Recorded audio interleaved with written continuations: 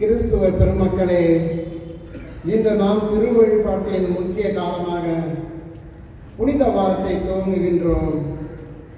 இயேசு பெத்தானியாவில் இருந்து எருசலேமுக்கு சென்ற முதல் குருத்தோலை ஞாயிறு நடைபெற்றதை நினைவு கொண்டாட நாம் இங்கு கூடியிருக்கின்றோம். அன்று இயேசுவை ஆரவாரத்தோடு வரவேற்ற மக்களோ திருத்தூதர்களோ யூதர்களோ இன்று இல்லை. அவர்களுக்கு பதிலாக நாம் இருக்கின்றோம். ஆனால் அன்று இருந்த அதே இயேசு இன்று நம்மிடையே இருக்கிறார். இந்த ஞாயிறுக்கு இரு பெயர்கள் உண்டு. ஒன்று குருத்து ஞாயிறு, மற்றொன்று திருப்பாடுகளின் ஞாயிறு. குருத்து ஞாயிறு எனும்போது அது மகிழ்ச்சியின் ஆரவாரத்தை குறிக்கின்றது. திருப்பாடுகளின் ஞாயிறு என்று எனும்போது அது துக்கத்தை குறிக்கின்றது. சற்றே விசித்திரமாக இருப்பினும் மகிழ்ச்சியும் துக்கமும் ஒன்று சேர நம்மை ஆட்கொள்கிறது இந்த நாள். எருசலேமை குறிக்கும் ஆலயத்தில் நமது பவனி முடிகின்றது. இந்த பவனியை பொழுதுபோக்கு நிகழ்வாக யாரும் கருத வேண்டாம். ஏனெனில் இயேசுவே நமது மத்தியில் நடந்து வருகிறார். நமது அரசராக அவரை நாம் ஏற்று ஆரவாரத்தோடு நாம் வரவேற்போம். நம் குடும்பங்களில், நமது ஊரில், மாநகரில் நம் ஒவ்வொருவரின் அரசராக அவரை வரவேற்போம். நமது ஜெபங்களும் புகழ்ச்சி பாடல்களும் அவருக்கு பணிவிடை புரிவதாக.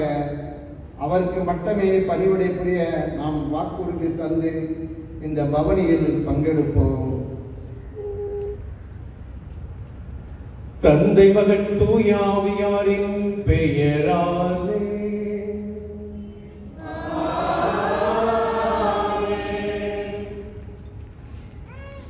அன்புமிக்க சகோதர சகோதரிகளே, தவக்காலத்தின்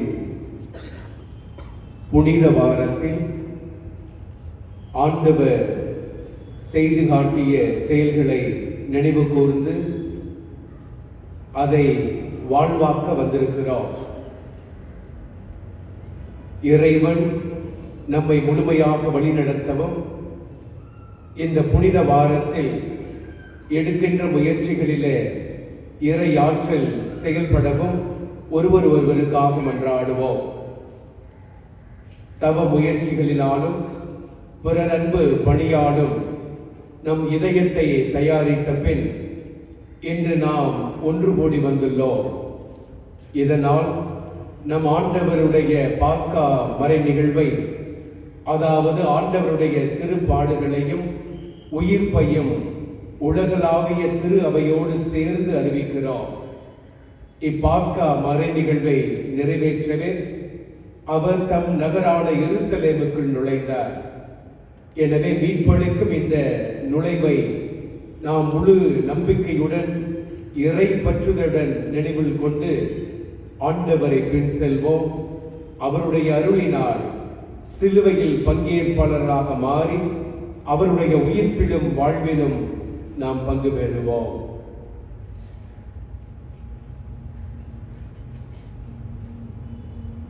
மன்றாடுவோமாக. என்றென்றும் உள்ள எல்லாம் வல்ல இறைவா, எக்குரு தோளைகளை உமது ஆசியால் புனிதப்படுத்தியருளும். அதனால் கிறிஸ்து அரசரை அக்களிப்புடன் பின்பற்றும் நாங்கள் அவர் வழியாக நிலையான எருசலேமுக்கு வந்து சேர ஆற்றல் பெறுவோமாக. என்றென்று வாழ்ந்து ஆட்சி செய்கின்ற அவர் வழியாக உம்மை மன்றாடுகின்றோம்.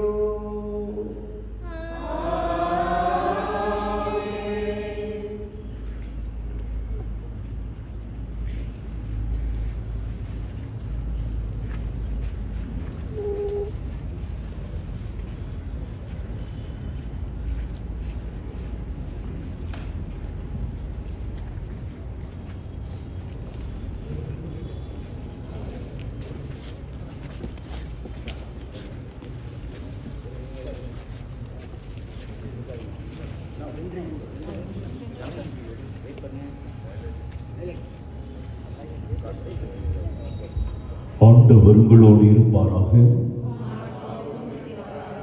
லூக்கா எழுதிய தூய நற்செய்தியிலிருந்து வாசகம். அக்காலத்தில் இயேசு முன்பாகவே எருசலேமுக்கு புறப்பட்டு சென்றார். ஒலிவம் என வழங்கப்படும் மலை அருகில் உள்ள பெத்பேகு, பெத்தானியா என்ற ஊர்களை அவர் நெருங்கி வந்த போது 2 சீடர்களை அனுப்பினார். அப்போது அவர் அவர்களிடம், எதிரே இருக்கும் ஊருக்குள் போங்கள், அதில் நுழைந்ததும் இதுவரை யாரும் அமராத ஒரு கழுதை குட்டி கட்டி வைக்கப்பட்டிருப்பதை காண்பீர்கள். அதை அவிழ்த்து கொண்டு வாருங்கள். யாராவது உங்களிடம் ஏன் அவிழ்க்கிறீர்கள் என்று கேட்டால், இது ஆண்டவருக்கு தேவை என சொல்லுங்கள் என்றார். அனுப்பப்பட்டவர்கள் சென்று அவர் தங்களுக்கு சொன்னவாறே இருக்க கண்டார்கள். அவர்கள் அதை அவிழ்த்து கொண்டிருந்த போது கழுதையின் உரிமையாளர்கள், கழுதையை ஏன் அவிழ்க்கிறீர்கள் என்று அவர்களிடம் கேட்டார்கள். அதற்கு அவர்கள், இது ஆண்டவருக்கு தேவை என்றார்கள். பின்பு அதை இயேசுவிடம் ஓட்டி வந்தார்கள். அக்கழுதையின் மேல் தங்கள் மேல் உடைகளை போட்டு இயேசுவை அதே மேல் ஏறச் செய்தார்கள். அவர் போய்க் கொண்டிருந்த போது அவர்கள் தங்கள் மேல் உடைகளை வழியில் விரித்துக் கொண்டே சென்றார்கள். இயேசு ஒலிவ மலை சரிவை நெருங்கினார். அப்போது திரண்டிருந்த சீடர் அனைவரும் தாங்கள் கண்ட அனைத்து வல்ல செயல்களுக்காகவும் உரத்த குரலில் மகிழ்ச்சியோடு கடவுளை புகழத் தொடங்கினர். ஆண்டவர் பெயரால் அரசராய் வருகிறவர் ஆசி பெற்றவர், விண்ணகத்தில் அமைதியும் மாட்சியும் உண்டாகுக என்றனர். அப்போது கூட்டத்தில் இருந்த பரிசேயர்களுள் சிலர் அவரை நோக்கி, போதகரே, உம் சீடர்களை கடித்துக் கொள்ளும் என்றனர். அதற்கு அவர் மறுமொழியாக, இவர்கள் பேசாதிருந்தால் கற்களை கத்தும் என நான் உங்களுக்கு சொல்லுகிறேன் என்றார். ஆண்டவரின் அருள்வாக்கு.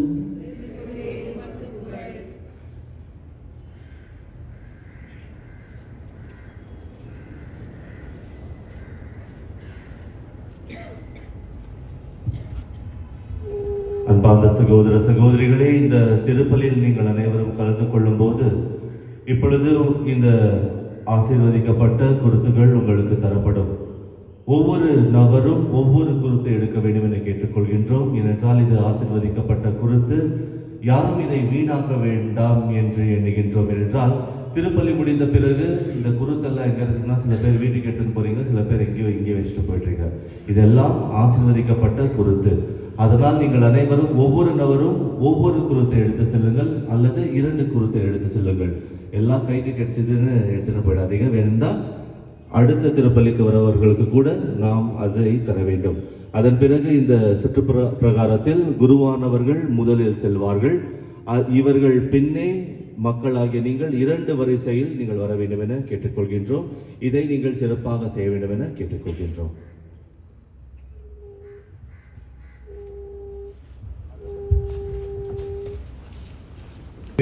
சகோதர சகோதரிகளே, இயேசுவை புகழ்ந்து ஆர்ப்பரித்த மக்கள், அவர்களை போன்று நாமும் அமைதியுடன் புறப்படுவோம்.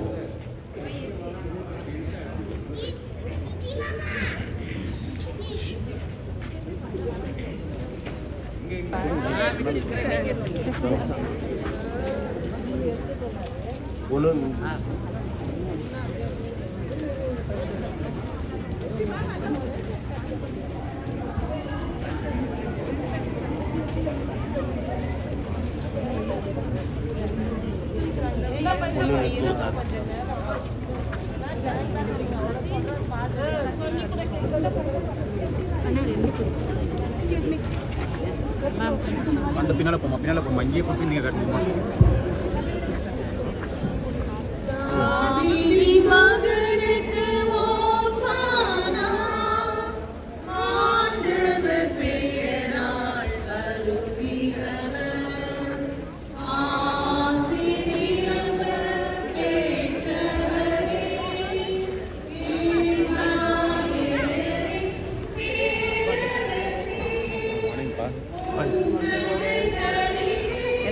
எவ்வளோ லேட்டாக வந்து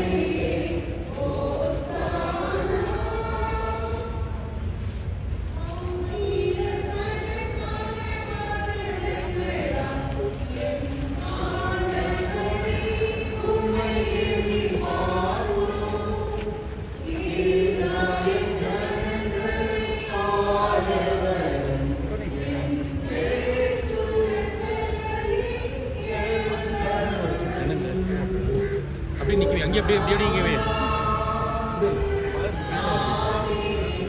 பின்னால் வர ஜனங்களை அப்படியே நிற்க வை முன்னால் அப்படியே நிற்க வை.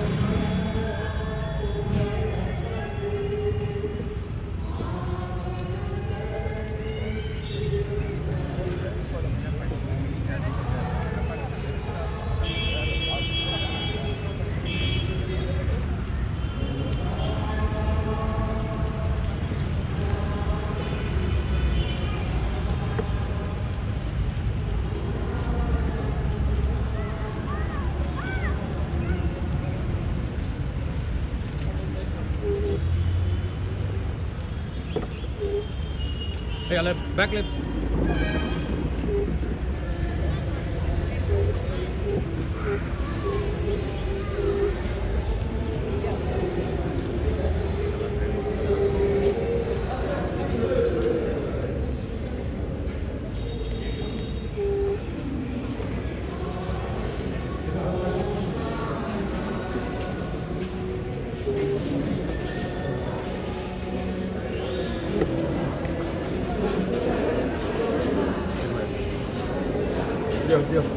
வா வா வா.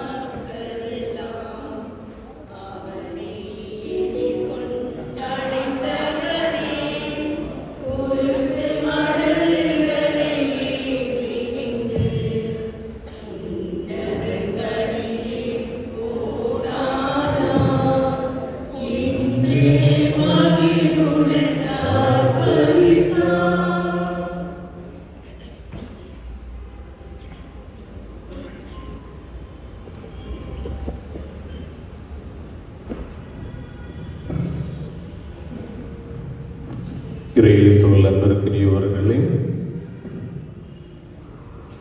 ஆண்டவருடைய பாடுகளின் ஞாயிறை என்று நாம் கொண்டாடி கொண்டிருக்கிற இந்த வேளையில் கடவுளுடைய திருப்பாடுகளை தொடர்ந்து தியானிக்கின்ற மனிதர்களாகவும் மக்களாகவும் வாழ்வோம். இந்த நாளிலே சாமுவேல் என்பவர் தன்னுடைய 75வது பிறந்த நாள் நன்றி பலியாகும், மேரி மோசஸ் என்பவருடைய நன்றி பலியாகும், ஜோயல் கிருபாகரன் என்பவருடைய பிறந்த நாள் நன்றி பலியாகும், நம்முடைய அன்பர்கள் பணியாளர் பயஸ் அவர்கள் தன்னுடைய குருத்துவ அருள்பொழிவு ஆண்டையும் இன்று கொண்டாடுகின்றார். எனவே அருள் தந்தை பயஸ் அவர்களையும் இந்த நாளிலே சிறப்பாக நாம் நன்றியோடு நினைத்து பார்ப்போம். கடவுள் அவருடைய பணிவாழ்வை ஆசீர்வதிக்க வேண்டும் என்பதற்காகவும் இப்பலியில் நாம் இறைஞ்சுவோம்.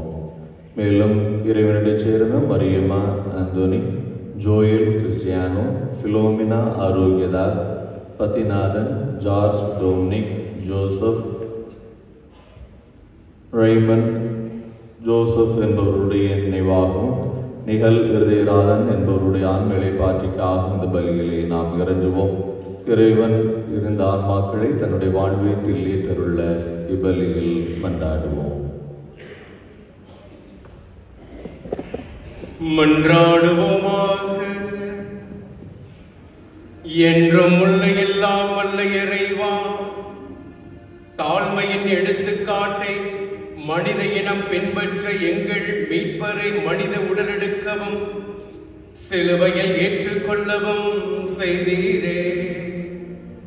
அதனால் நாங்கள் அவரது பொறுமையை கண்டுகொண்டு அவரது உயிர்ப்பில் பங்கு பெற தகுதி பெறுவோமாக. உம்மோடு தூயாவியாரின் ஒன்றிப்பில் இறைவனா என்றென்று வாழ்ந்து ஆட்சி செய்கின்ற எங்கள் ஆண்டவரும் உம் திருமகனுமாகிய கிறிஸ்துவின் வழியாக உம்மை மன்றாடுகின்றோம்.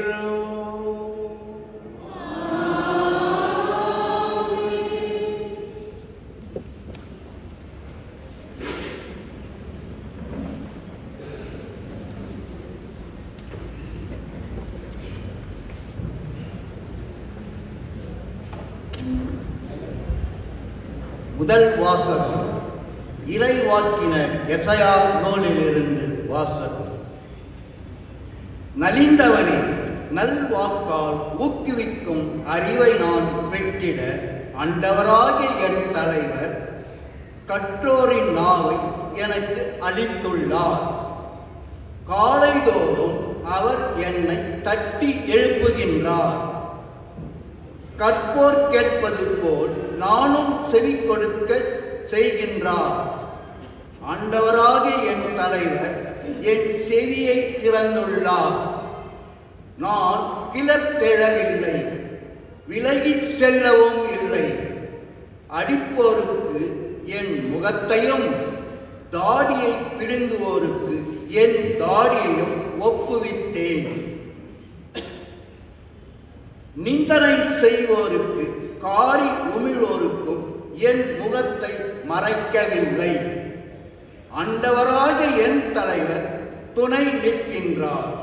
நான் அவமானம் அடையேன்.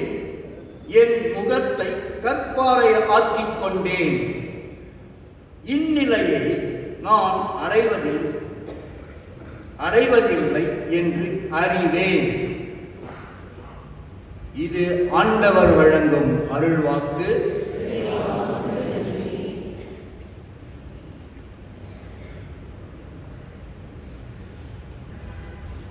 நீங்கள் பாட வேண்டிய பதிலுரை, என் இறைவா என் இறைவா ஏன் என்னை கைவிட்டீர்.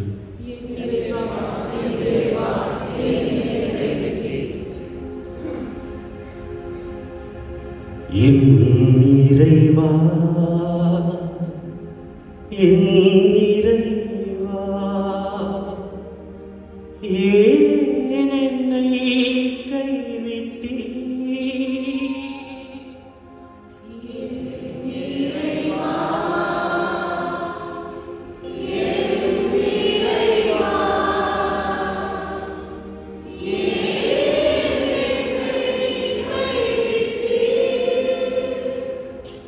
என்னை பார்ப்போர் எல்லார் ஏளனம் செய்கின்ற உதட்டை பிதுக்கி தலையசைத்து ஆண்டவர் மீது நம்பிக்கை வைத்தானே, அவர் இவனை மீட்கட்டும். தான் அன்பு கூர்ந்த இவனை அவர் மீட்கட்டும் என்கின்ற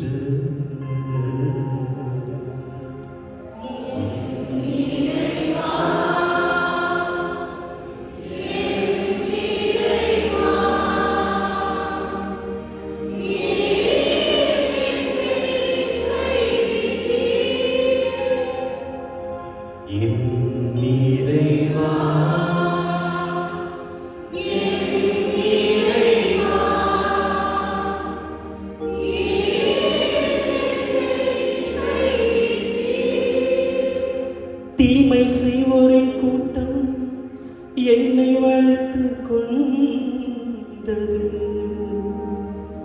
நாய்கள் என அவர்கள் என்னை சூழ்ந்து கொண்டார்கள்.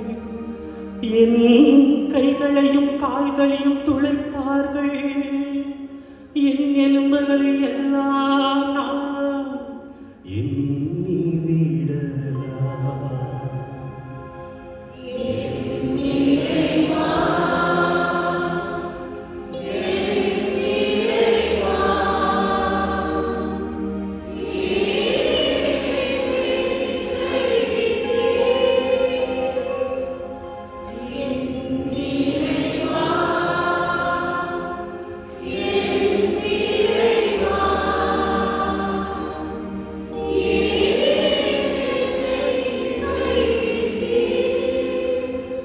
என் நாடைகளை தங்களிடையே பங்கிட்டுக் கொண்டு என்னுடைய மீது சீட்டு போடுகின்றன.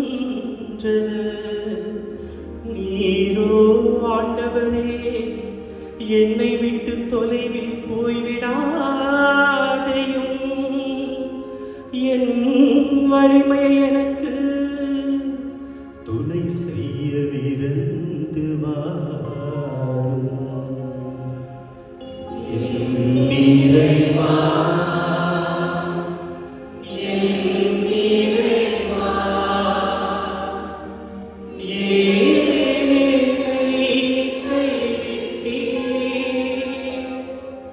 உமது பெயரை என் சகோதரருக்கு அறிவிப்பேன். சபை நடுவே உம்மை புகழ்ந்து பாடுவே. ஆண்டவருக்கு அஞ்சுவோரே அவரை புகழுங்கள். யாக்கோபின் மரப்பினரே அனைவரும் அவரை மாட்சியை படுத்துங்கள். இஸ்ரேலின் மரப்பினரே அனைவரும் அவரை பணியுங்கள். என் இறைவா என் இறைவா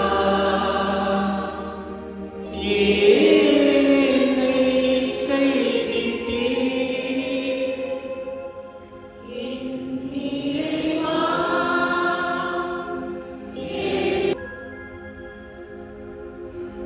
இரண்டாம் வாசகம். திருத்தூதர் பவுல் பிலிப்பியருக்கு எழுதிய திருமுகத்திலிருந்து வாசகம். கடவுள் படவில் விளங்கிய கிறிஸ்து கடவுளுக்கு இணையாயிருக்கும் நிலையை வலிந்து பற்றி கொண்டிருக்க வேண்டியதொன்றாக கருதவில்லை. ஆனால் தம்மையை வெறுமையாக்கி அடிமையின் வடிவை ஏற்று மனிதருக்கு ஒப்பானார். மனித உருவில் தோன்றி சாவை ஏற்கும் அளவுக்கு, அதுவும் சிலுவை சாவையை ஏற்கும் அளவுக்கு கீழ்ப்படிந்து தம்மையே தாழ்த்தி கொண்டார். எனவே கடவுளும் அவரை மிகவே உயர்த்தி எப்பெயருக்கும் மேலான பெயரை அவருக்கு அருளினார். ஆகவே இயேசுவின் பெயருக்கு விண்ணவர், மன்னவர், கீழுலகோர் அனைவரும் மண்டியிடுவர். தந்தையாம் கடவுளின் மாட்சிக்காக இயேசு கிறிஸ்து ஆண்டவர் என எல்லா நாவுமே அறிக்கையிடும். இது ஆண்டவர் வழங்கும் மருள்வாக்கு.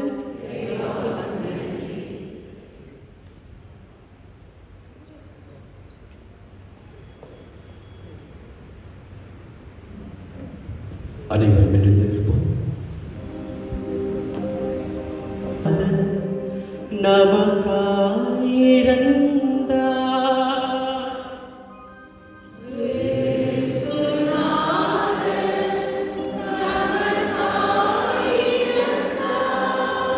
கிறிஸ்துநாதர் தம்மையை தாழ்த்தி சாவை ஏற்கும் அளவுக்கு,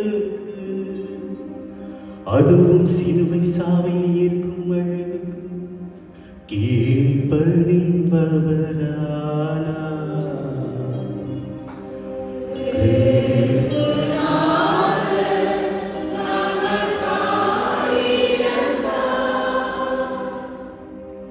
அதனால்தான் கடவுளை அவரை எல்லாருக்கும் மேலாய் உயர்த்தி எப்பெயருக்கும் மேலான பெயரை அவருக்கு அருளினார்.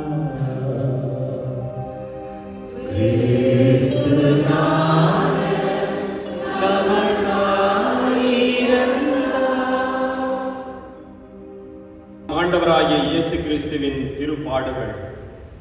இயேசுவின் சீடர்கள் பாஸ்கா விருந்திற்கு ஏற்பாடு செய்த பின் நேரமானதும் இயேசு திருத்தூதரோடு பந்தியில் அமர்ந்தார். அப்போது அவர் அவர்களை நோக்கி, நான் துன்பங்கள் படும் முன் உங்களோடு இந்த பாஸ்கா விருந்தை உண்பதற்கு மிக மிக ஆவலாய் இருந்தேன். ஏனெனில் இறையாட்சியில் இது நிறைவேறும் வரை இதை நான் உண்ண மாட்டேன் என்று உங்களுக்கு சொல்கிறேன் என்றார். பின்பு அவர் கிண்ணத்தை எடுத்து கடவுளுக்கு நன்றி செலுத்தி அவர்களிடம், இதை பெற்று உங்களுக்குள்ளே பகிர்ந்து கொள்ளுங்கள். ஏனெனில் இது முதல் இறையாட்சி வரும் வரை திராட்சை பழ ரசத்தை குடிப்பதில்லை என நான் உங்களுக்கு சொல்கிறேன் என்றார். பின்பு அவர் அப்பத்தை எடுத்து கடவுளுக்கு நன்றி செலுத்தி அதை பிட்டு அவர்களுக்கு கொடுத்து, இது உங்களுக்காக கொடுக்கப்படும் எனது உடல், இதை என் நினைவாக செய்யுங்கள் என்றார். அப்படியே உணவு அருந்திய பின்பு அவர் கிண்ணத்தை எடுத்து, இந்த கிண்ணம் உங்களுக்காக சிந்தப்படுகிற எனது இரத்தத்தால் நிலைப்படுத்தப்படும் புதிய உடன்படிக்கை. என்னை காட்டிக் கொடுப்பவன் இதோ என்னோடு பந்தியில் அமர்ந்திருக்கிறார். மானிட மகன் தமக்கென்று குறிக்கப்பட்டபடியே போகிறார். ஆனால் ஐயோ, அவரை காட்டிக் கொடுக்கிறவனுக்கு கேடு என்றார். அப்பொழுது அவர்கள், நம்மில் இச்செயலை செய்ய போகிறவர் யார் என்று தங்களுக்குள்ளே கேட்கத் தொடங்கினார்கள். மேலும் தங்களுக்குள்ளே பெரியவராக எண்ணப்பட வேண்டியவர் யார் என்ற விவாதமும் அவர்களிடையே எழுந்தது. இயேசு அவர்களிடம், பிற இனத்தவரின் அரசர்கள் மக்களை அடக்கி ஆளுகின்றார்கள். அதிகாரம் காட்டுகின்றவர்கள் நன்மை செய்பவர்கள் என அழைக்கப்படுகின்றார்கள். ஆனால் நீங்கள் அப்படி செய்யலாகாது. உங்களுள் பெரியவர் சிறியவராகவும் ஆட்சி புரிபவர் தொண்டு புரிபவராகவும் மாற வேண்டும். யார் பெரியவர்? பந்தியில் அமர்ந்திருப்பவரா அல்லது பணிவிடை புரிபவரா? பந்தியில் அமர்ந்திருப்பவர் அல்லவா? நான் உங்கள் நடுவே பணிவிடை புரிபவனாகவே இருக்கிறேன். நான் சோதிக்கப்படும் போது என்னோடு இருந்தவர்கள் நீங்களே. என் தந்தை எனக்கு ஆட்சி உரிமை கொடுத்திருப்பது போல நானும் உங்களுக்கு கொடுக்கிறேன். ஆகவே என் ஆட்சி வரும்போது நீங்கள் என்னோடு பந்தியில் அமர்ந்து உண்டு குடிப்பீர்கள். இஸ்ரேலின் 12 குலத்தவருக்கும் தீர்ப்பு வழங்க அரியணையில் அமர்வீர்கள். சீமோனே, சீமோனே, இதோ கோதுமை போல் உங்களை புடைக்க சாத்தான் அனுமதி கேட்டிருக்கிறார். ஆனால் நான் உனது நம்பிக்கை தளராதிருக்க உனக்காக மன்றாடினேன்.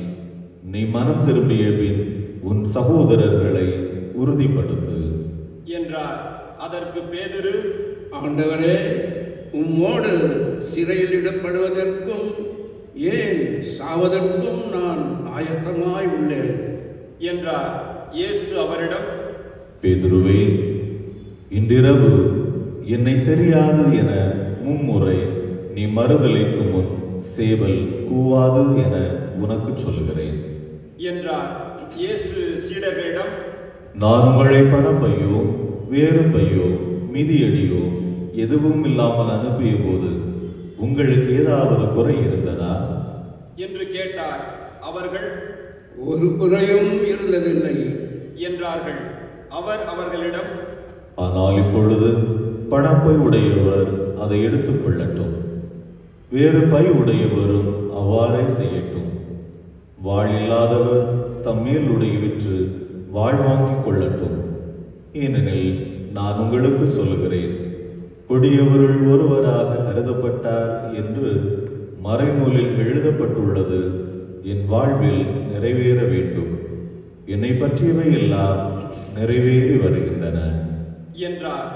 அவர்கள், ஆண்டவரே, இதோ இங்கே ஒரு வாழ் உள்ளன என்றார்கள். இயேசு அவர்களிடம், போதும் என்றார்.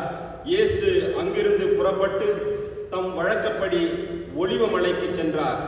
சீடர்களும் அவரை பின்தொடர்ந்தார்கள்.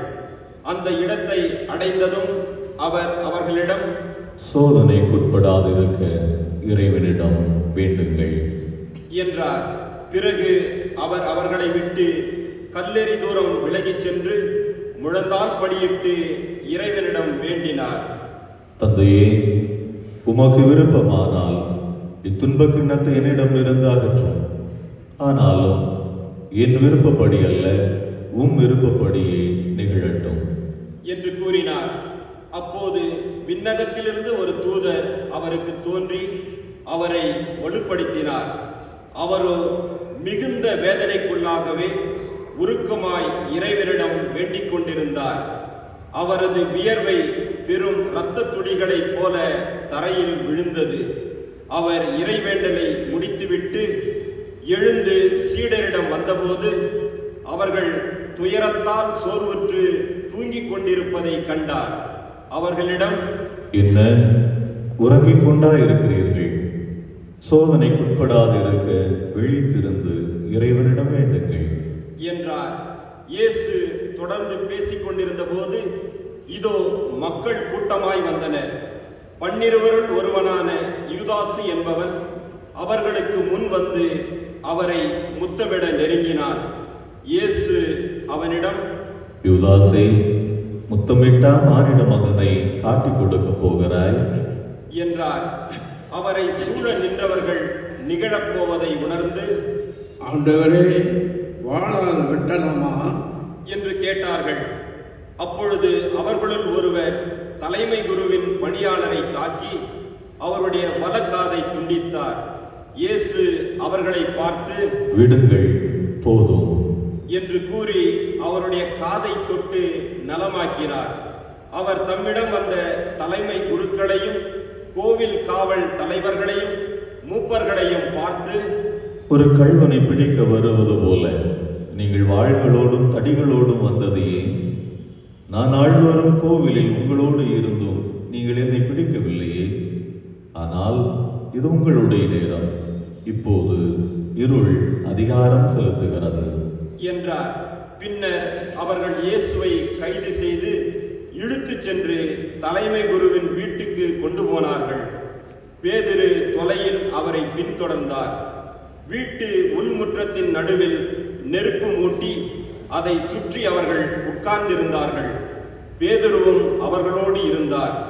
அப்போது பணிப்பெண் ஒருவர் நெருப்பின் அருகில் அவர் அமர்ந்திருப்பதைக் கண்டு அவரை உற்று பார்த்து, இவனும் அவனோடு இருந்தவன் என்றார். அவரோ, அம்மா, அவரை எனக்கு தெரியாது என்று மறுதளித்தார். சிறிது நேரத்திற்கு பின் அவரை கண்ட வேறொருவர், நீயும் அவர்களோடு சேர்ந்தவன் தான் என்றார். பேதுரு, இல்லை அப்பா என்றார். ஏறக்குறைய 1 மணி நேரத்திற்கு பின்பு மற்றொருவர், உண்மையாகவே இவனும் அவனோடு இருந்தான், இவனும் கலிலேயன் தான் என்று வலியுறுத்தி கூறினார். பேதுருவோ, நீர் குறிப்பிடுவரை எனக்கு தெரியாது என்றார். உடனே அவர் தொடர்ந்து பேசிக் கொண்டிருந்த போதே சேவல் கூவிற்று. ஆண்டவர் திரும்பி பேதுருவை கூர்ந்து நோக்கினார். இன்று சேவல் கூவும் முன் நீ என்னை முன்முறை மறுதளிப்பாய் என்று ஆண்டவர் தமக்கு கூறியதை பேதுரு நினைவு கூர்ந்து வெளியே சென்று மனம் நொந்து அழுதார். இயேசுவை பிடித்து வைத்திருந்தவர்கள் அவரை ஏளனம் செய்து நைய புடைத்தார்கள். அவரது முகத்தை மூடி, உன்னை அடித்தவர் யார்? இறைவாக்கினனே சொல் என்று கேட்டார்கள். இன்னும் பலவாறு அவரை பழித்துரைத்தார்கள். பொழுது விடிந்ததும் மக்களின் மூப்பர்களும் தலைமை குருக்களும் மறைநூல் அறிஞர்களும் கூடி வந்தார்கள். இயேசுவை இழுத்துச் சென்று தங்கள் மூப்பர் சங்கத்தின் முன் நிறுத்தினார்கள். அவர்கள், நீ மெசியாதானா? எங்களிடம் சொல் என்று கேட்டார்கள். அவர் அவர்களிடம், நான் உங்களிடம் சொன்னால் நீங்கள் நம்ப மாட்டீர்கள். நான் உங்களிடம் கேட்டாலும் பதில் சொல்ல மாட்டீர்கள். இது முதல் மானிட மகன் வல்லவராம் கடவுளின் வலப்புறத்தில் வீற்றிருப்பார் என்றார். அதற்கு அவர்கள் அனைவரும், அப்படியானால் நீ இறைமகனா என்று கேட்டனர். அவரோ, நான் இறைமகன் என நீங்களே சொல்லுகிறீர்கள் என்று அவர்களுக்கு சொன்னார். அதற்கு அவர்கள், இன்னும் நமக்கு சான்றுகள் தேவையா? இவன் வாயிலிருந்து நாமே கேட்டோமே என்றார்கள். திரண்டிருந்த மக்கள் அனைவரும் எழுந்து இயேசுவை பிலாத்தின் முன் கொண்டு சென்றனர். இவன் நம் மக்கள் சீரழிய காரணமாக இருக்கிறான், சீசருக்கு கப்பம் கட்டக்கூடாது என்கிறான், தானே மெசியாவாகிய அரசன் என்று சொல்லிக் கொள்கிறான். இவற்றையெல்லாம் நாங்களே கேட்டோம் என்று அவர்கள் இயேசுவின் மேல் குற்றம் சுமத்த தொடங்கினார்கள். பிலாத்து அவரை நோக்கி, நீ யூதரின் அரசனா என்று கேட்க அவர், அவ்வாறு நீர் சொல்லுகிறீர் என்று பதில் கூறினார். பிலாத்து தலைமை குருக்களையும் மக்கள் கூட்டத்தையும் பார்த்து, இவனிடம் நான் குற்றம் ஒன்றும் காணவில்லை என்று கூறினான். ஆனால் அவர்கள், இவன் கலிலேயா தொடங்கி யூதேயா வரை இவ்விடம் முழுவதிலும் கற்பித்து அவர்களை தூண்டி விடுகிறான் என்று வலியுறுத்தி கூறினார்கள். இதை கேட்ட பிலாத்து, இவன் கலிலேயனா என்று கேட்டான். அவர் ஏரோதின் அதிகாரத்திற்கு உட்பட்டவர் என்று அவன் அறிந்து, அப்போது எருசலேமில் இருந்த ஏரோதிடம் அவரை அனுப்பினான். இயேசுவை கண்ட ஏரோது மற்றற்ற மகிழ்ச்சி அடைந்தான். ஏனெனில் அவரை குறித்து கேள்விப்பட்டு அவரை காண நெடுங்காலமாய் விருப்பமாயிருந்தான். அவர் அரும் அடையாளம் ஏதாவது செய்வதை காணலாம் என்று நெடுங்காலமாய் எதிர்பார்த்திருந்தான். அவன் அவரிடம் பல கேள்விகள் கேட்டான். ஆனால் அவர் அவனுக்கு பதில் எதுவும் கூறவில்லை. அங்கு நின்ற தலைமை குருக்களும் மறைநூல் அறிஞர்களும் அவர் மேல் மிகுதியான குற்றம் சுமத்தி கொண்டிருந்தார்கள். ஏரோது தம் படை வீரரோடு அவரை இகழ்ந்து ஏளனம் செய்து பளபளப்பான ஆடையை அவருக்கு உடுத்தி அவரை பிலாத்திடம் திருப்பி அனுப்பினார்.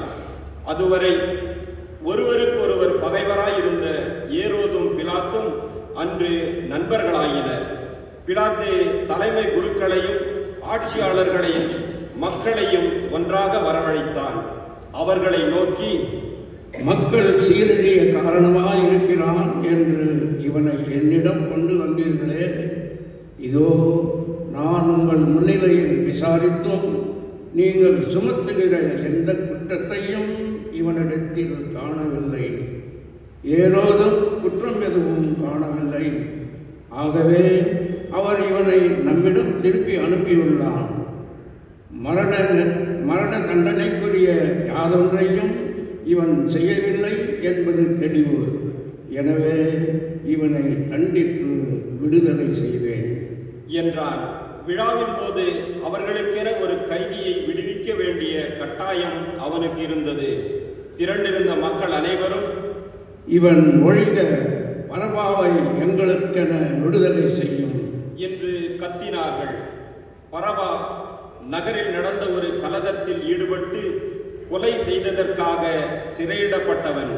பிலாத்து இயேசுவை விடுதலை செய்ய விரும்பி மீண்டும் அவர்களை கூப்பிட்டு பேசினார். ஆனால் அவர்கள், அவனை சிலுவையில் அறையும், சிலுவையில் அறையும் என்று கத்தினார்கள். மூன்றாம் முறையாக அவன் அவர்களை நோக்கி, இவன் செய்த குற்றம் என்ன? மரண தண்டனைக்குரிய குற்றம் ஒன்றும் இவனிடம் நான் காணவில்லை. எனவே இவனை தண்டித்து விடுதலை செய்வேன் என்றான். அவர்கள் அவரை சிலுவையில் அறைய வேண்டும் என்று உரத்த குரலில் வற்புறுத்தி கேட்டார்கள். அவர்கள் குரலே வென்றது. அவர்கள் கேட்டபடியே பிலாத்து தீர்ப்பளித்தார். கலகத்தில் ஈடுபட்டு கொலை செய்ததற்காக சிறையிடப்பட்டிருந்தவனை அவர்கள் கேட்டுக்கொண்டபடியே அவன் விடுதலை செய்தான். இயேசுவை அவர்கள் விருப்பப்படி செய்ய விட்டுவிட்டான். அவர்கள் இயேசுவை இழுத்து சென்று கொண்டிருந்த போது சீரேன் ஊரைச் சேர்ந்த சீமோன் என்பவர் வயல்வெளியிலிருந்து வந்து கொண்டிருந்தார்.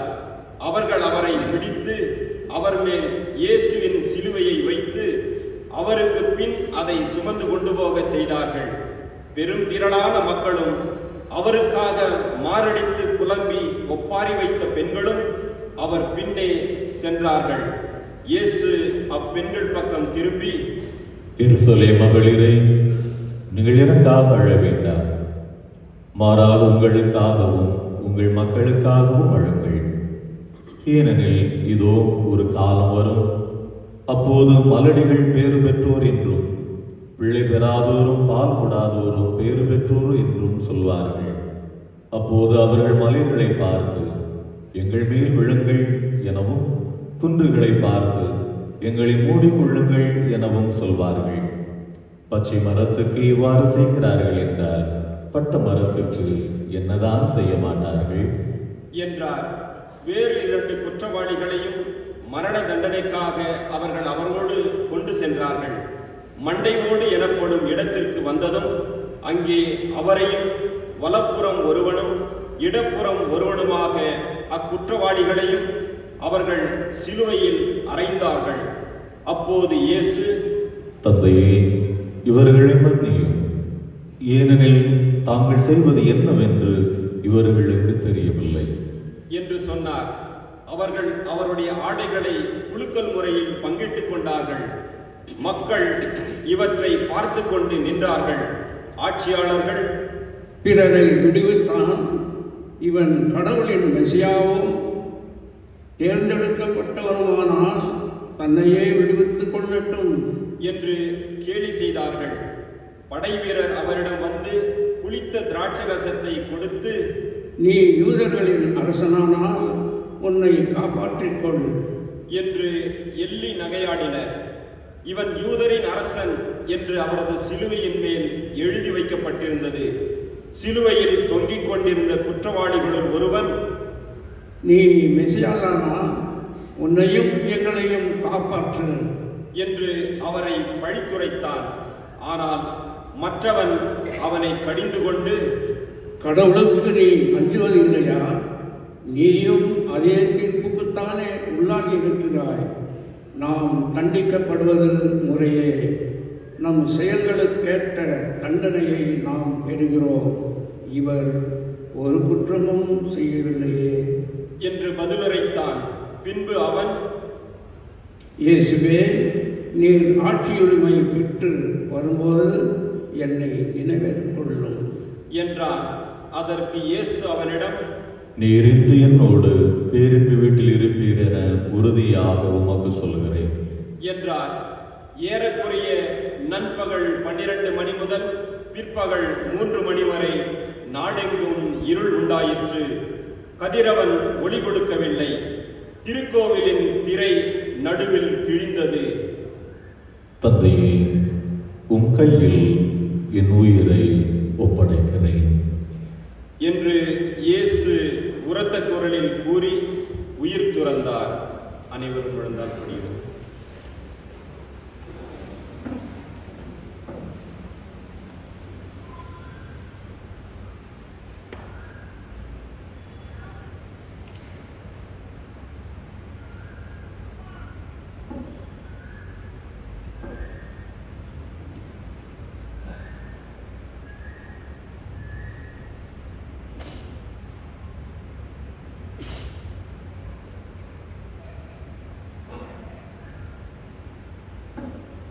அனைவரும் எழுந்திருக்கும். இதை கண்ட நூற்றுவ தலைவர், இவர் உண்மையாகவே நேர்மையாளர் என்று கூறி கடவுளை போற்றி புகழ்ந்தார். இக்காட்சிகளை காண கூடி வந்திருந்த மக்கள் அனைவரும் நிகழ்ந்தவற்றை கண்டு மார்பில் அடித்துக் கொண்டு திரும்பிச் சென்றனர்.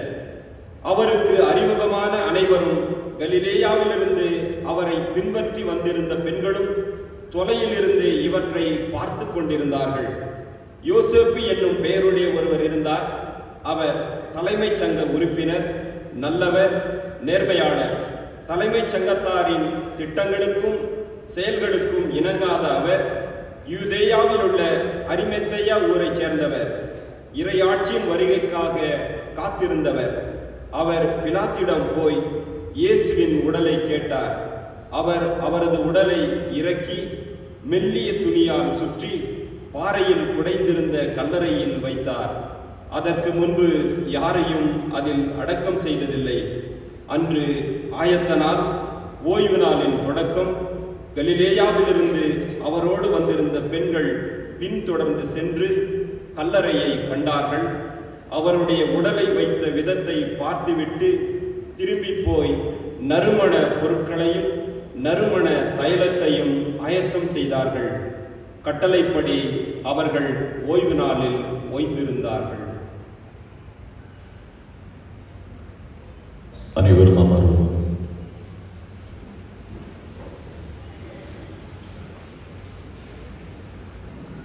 இயேசுவில் பிரியமான சகோதர சகோதரிகளே, இரண்டு வகையான நற்செய்திகளை வாசிக்க கேட்டோம்.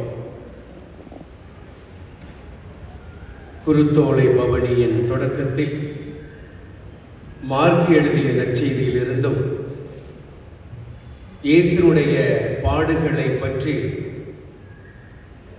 லூக்கா நற்செய்தியிலும் வாசிக்க கேட்டோம். இரண்டு நற்செய்திகளும் இரண்டு வகையான சிந்தனைகளை நமக்கு தருகிறது. ஒரு வெற்றியின் நிகழ்வை வெளிக்கொணரக்கூடிய முதல் நற்செய்தி. இரண்டாவது நற்செய்தி வாசிக்க கேட்டோம். இயேசுனுடைய வாழ்வு ஒரு தோல்வியில் முடிவதை போல இன்றைய நற்செய்தி வாசகம் அமைந்திருக்கிறது. ரெண்டு வகையான மனநிலை, ரெண்டு வகையான மக்கள் கூட்டம், ரெண்டு வகையான உணர்வுகளின் சங்கமம். வாழ்க, இங்கே ஒளிக. அங்கு வெற்றியின் பாதை, இங்கே சிலுவையின் பாதை. இதுதான் வாழ்வு. இதுக்கு ரெண்டுக்கு இடையில தான் நம்ம வாழ்ந்து கொண்டிருக்கிறோம். எதிலும் இரண்டு வகையான உணர்வுகள், எதிலும் இரண்டு வகையான வாழ்க்கை தத்துவங்கள். ஒரு பங்குசாமியார் வீட்டுக்கு முன்னாடி ஒரு மரம் இருந்ததாம். அந்த மரத்தை பற்றி மக்களுக்கு ஒரு நம்பிக்கை. எனக்கு என்ன தேவை வேணுமோ அந்த தேவையை ஒரு பேப்பரில் எழுதி அந்த மரத்தில் கட்டி வச்சுட்டேன்னா எனக்கு அது நிகழும் என்ற ஒரு நம்பிக்கை. ஒரு வயதானவர் ஒரு கடிதத்தில் தன்னுடைய தேவைகளை எழுதி அந்த மரத்தில் தட்டு தடுமாறி வந்து எழுதி கட்டி போட்டு போகிறார். அதை பங்குசாமியார் பார்க்குறார் அவருடைய இல்லத்திலிருந்து.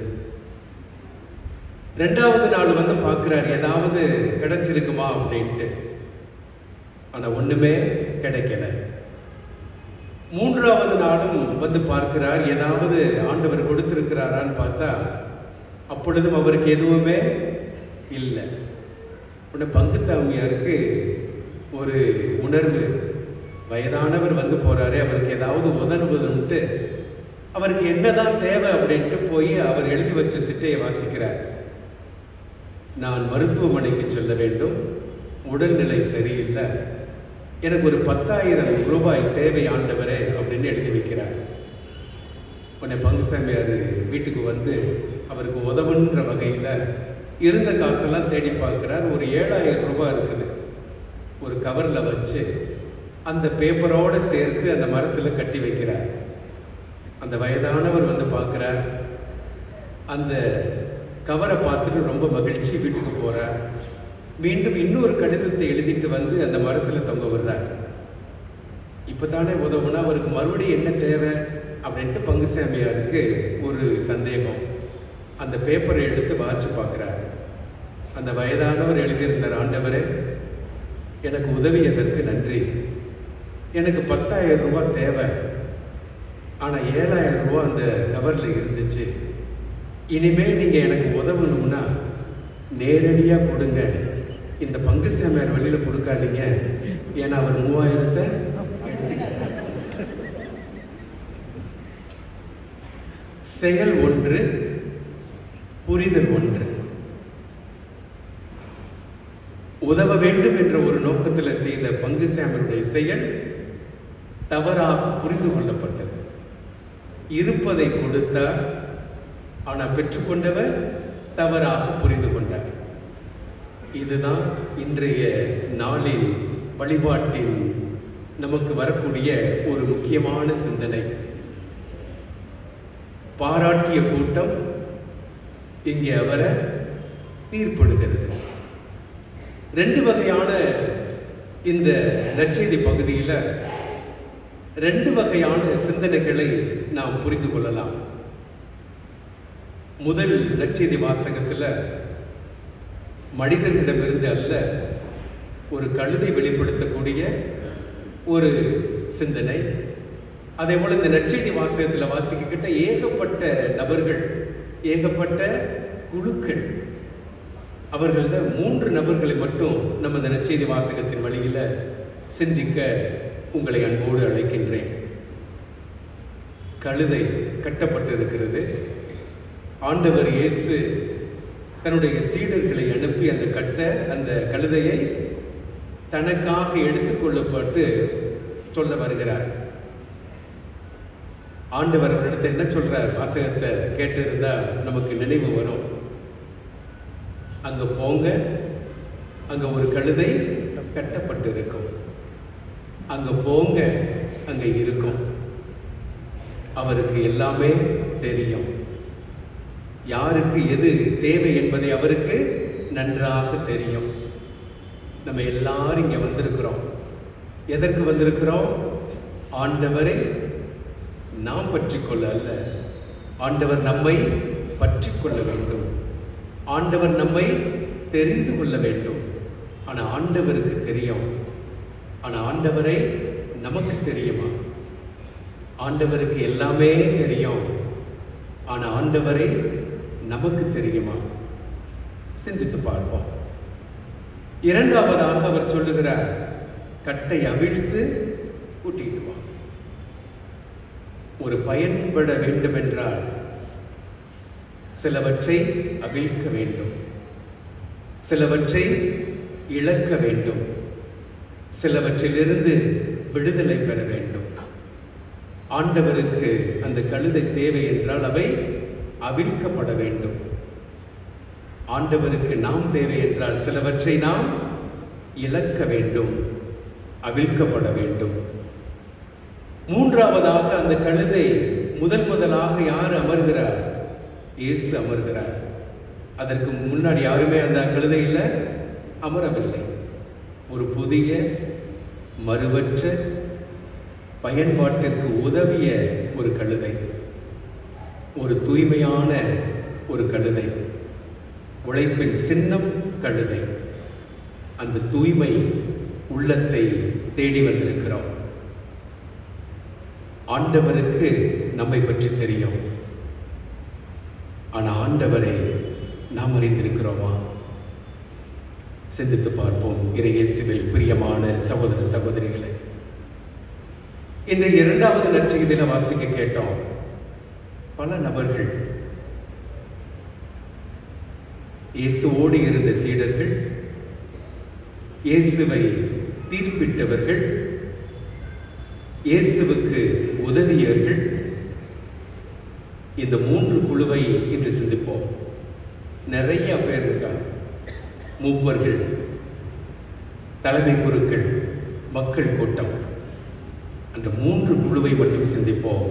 இயேசுவோடு உடன் இருந்தவர்கள் யார்? அவருடைய சீடர்கள். அவர்கள் நிலை எப்படி இருந்துச்சு? ஒருத்தர் மறுதளிச்சார், ஒருத்தர் காட்டி கொடுத்தார், மற்றவங்க அவரை விட்டுட்டு ஓடி போனாங்க.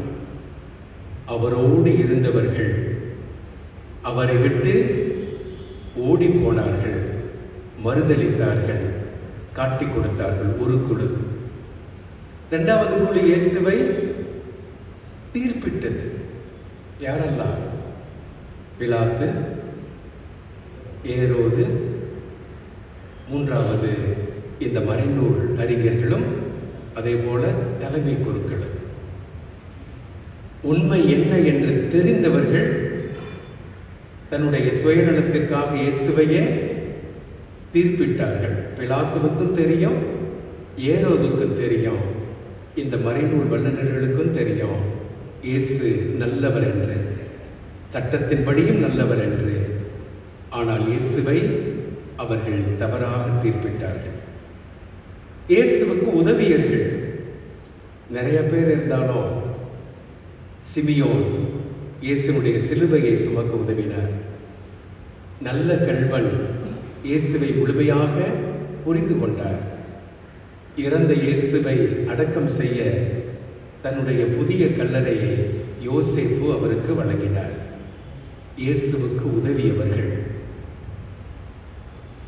சிந்தித்து பார்ப்போம். இயேசுவில் பிரியமான சகோதர சகோதரிகளை, 2 வகையான மனநிலையில் பல பேர் இருந்ததை நற்செய்தி வாசகத்தில் வாசிக்க கேட்டோம். கழுதை தரக்கூடிய ஒரு செய்தி, அதே போல இந்த மூவரும் தருகின்ற செய்தி. ஆனால் இயேசு நமக்கு என்னத்தை சொல்ல வர்றார்? இயேசுதான் 2ஐயும் இணைப்பவராக இருக்கிறார். இயேசு பரிவானவராக தாழ்ந்த உள்ளத்தோடு 2ஐயும் சமமாக ஏற்றுக்கொள்கிறார். புகழ்ந்த போதிலும் சரி, இகழ்ந்த போதிலும் சரி, வெற்றியிலும் சரி, தோல்வியிலும் சரி, ஒரே முகமாக தன்னுடைய விருப்பத்தை, தன்னுடைய யதார்த்தத்தை வெளிப்படுத்துவது போல இந்த நற்செய்தி வாசகத்தில் வாசிக்க கேட்டோம். அதுவே நமக்கு செய்தியாக இருக்கட்டும். ஒரு பரிவு கொண்டவராக 2 நிகழ்வுகளையும் எதிர்கொள்கிறார். பரிவுனா என்ன? லத்தீன்ல வார்த்தையில் சொல்லுவாங்க, ஃபாதர்ஸ்க்கெல்லாம் தெரியும்.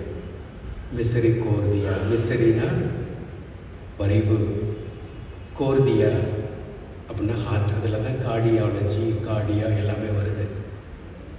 இதயத்திலிருந்து எதெல்லாம் வருதோ அது எல்லாமே பரிவாகத்தான் இருக்கும்.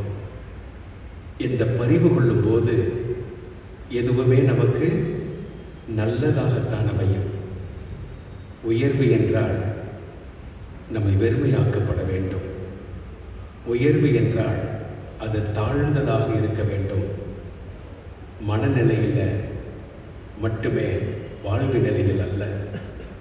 எப்பொழுது ஒரு உயர்வான நிலைக்கு வருகிறோமோ அப்போ என்னுடைய வாழ்வில் ஒரு தாழ்ந்த, அதாவது ஹியூமிலிட்டி, தாழ்ச்சி. அதே போல தான் நான் பெற வேண்டும் என்றால் கொடுக்க முயலுகின்ற போது நிறைவு என்பது பெருமையில் இருக்கிறது. அதைத்தான் இயேசுவிடமிருந்து நாம் கற்றுக்கொள்கிறோம். 2 வகையான மனநிலை. முந்தானாள், நேற்றைய முன்தினம் சென்ட் ஜான்ஸில் காலையில் 9 மணிக்கு ஒரு பெரிய தேன்கூடு இருந்துச்சு நுழைவாயில்ல. வேலைக்கு நிறைய பேர் வந்துக்கிட்டு இருந்தாங்க. ஒரு பறவை, ஒரு கழுகு அந்த தேன்கூடை போய் அட்டாக் பண்ண உடனே அதிலிருந்து ஏகப்பட்ட தேனீக்கள் அந்த இடம் முழுவதுமே நிரம்பியது. வந்தவங்க எல்லாரையும் அது சீண்டியது, கொட்டியது. நானும் அங்கே தான் நின்றேன். அப்போ தான் ஒரு சிந்தனை எனக்கு வந்தது. இந்த தேனிடமிருந்து மிக சுவையான தேனும் கிடைக்குது, குணமளிக்கக்கூடிய தேனும் கிடைக்குது, அதே நேரத்தில் வழி தருகின்ற ஒரு கொட்டும் கிடைக்கிறது. சிந்தித்து பார்ப்போம். இயேசுவில் பிரியமான சகோதர சகோதரிகளை, ஆலயத்திற்கு வருகிறோம், ஒவ்வொரு முறையும் வருகிறோம். எந்த மனநிலையோடு இந்த ஆலயத்திற்கு வந்து அதே மனநிலையோடு நாம் திரும்பி போகிறோம் என்றால் நான் வந்திருப்பது ஆலயம் அல்ல, மாற்ற வேண்டும். அப்போ நான் நல்லவனாக வந்து கெட்டவனாக போகிறதல்ல, நல்லவனாக வந்து இன்னும் கொஞ்சம் நல்லவனாக போவது தான் ஆலயம் தரக்கூடிய செய்தி. ஆண்டவரை பற்றி கொள்வோம், அவர் தருகின்ற சிந்தனையை உணர்ந்து கொள்வோம். வாழ்வு வளமாகும். ஆண்டவருக்கு நம்ம தெரியும், நமக்கு ஆண்டவரை தெரியுமா? சிந்தித்து பார்ப்போம். ஆமென். எழுந்து நின்று நாம் ஏற்றுக்கொண்ட விசுவாசத்தை அறிக்கையிடுவோம். ஒரே கடவுளை நம்புகிறேன், விண்ணகமும் மண்டலமும் ஆண்டவரை காணாதவை யாவும் படைத்த எல்லாம் வல்ல தந்தை அவரே, கடவுளின் ஒரே மகனார் உதித்த ஒரே ஆண்டவர் இயேசு கிறிஸ்துவை நம்புகிறேன். இவர் காலங்களுக்கு எல்லாம் முன்பே தந்தையிடமிருந்து பிறந்தார். கடவுளின் கடவுளாக, ஒளியின் ஒளியாக, உண்மை கடவுளின் உண்மை கடவுளாக உதித்தவர். இவர் உதித்தவர், உண்டாக்கப்பட்டவர் அல்ல, தந்தையோடு ஒரே பொருளானவர். இவர் வழியாகவே யாவும் படைக்கப்பட்டன. மனிதர் நமக்காகவும் நம் மீட்புக்காகவும் விண்ணகமிருந்து இறங்கினார். தூய ஆவியார் கன்னிமரியாவிடம் உடலெடுத்து மனிதனானார். மேலும் நமக்காக போதிய பிலாத்தின் அதிகாரத்தில் சிலுவையில் அறையப்பட்டு பாடுபட்டு இறந்து அடக்கம் செய்யப்பட்டார். மறைநூலின்படி 3ஆம் நாள் உயிர்த்தெழுந்தார். விண்ணகத்துக்கு எழுந்தருளி எல்லா நல்ல தந்தையின் வலப்பக்கம் வீற்றிருக்கிறார். வாழ்வையும் இறந்தோரையும் தீர்ப்பிட ஆட்சியுடன் மீண்டும் வர இருக்கிறார். அவரது ஆட்சிக்கு முடிகிறாது. தந்தையிடமிருந்தும் மாநிலமிருந்தும் புறப்படும் ஆண்டவரும் உயிரளிப்பவருமான தூய ஆவியாரை நம்புகிறேன். இவர் தந்தையோடும் மகனோடும் ஒன்றாக ஆராதனையும் ஆட்சியும் பெறுகின்றார். இறைவாக்கினர்கள் வாயிலாக பேசியவர் இவரே. ஒரே புனித கத்தோலிக்க திருத்தூதர் வழிவரும் திருவாவையை நம்புகிறேன். பாவ மன்னிப்புக்கான ஒரே திருமுறையை ஏற்றுக்கொள்கிறேன். இறந்தோரின் உயிர்ப்பையும் வரவிருக்கும் மறுவல வாழ்வையும் எதிர்பார்க்கிறேன். ஆமென்.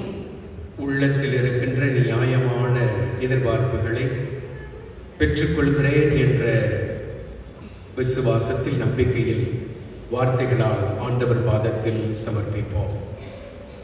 பதில்: ஆண்டவரே எங்கள் மன்றாட்டை கேட்டருளும்.